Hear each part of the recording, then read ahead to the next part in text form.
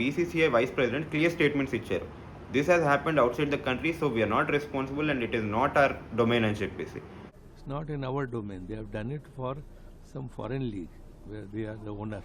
So it's not in our domain. So we cannot do anything. They'll have to take a call.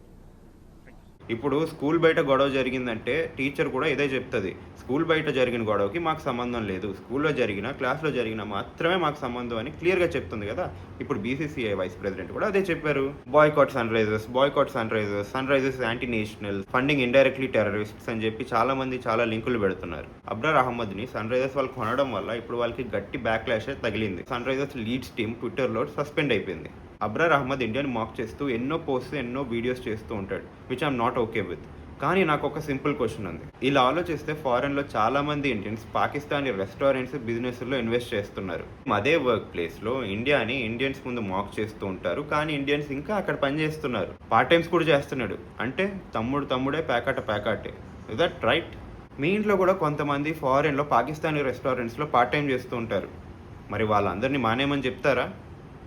అంటే ఏం లేదు, మార్పు మన ఇంట్లో నుంచే మొదలవ్వాలి. అందుకే చెప్తున్నా.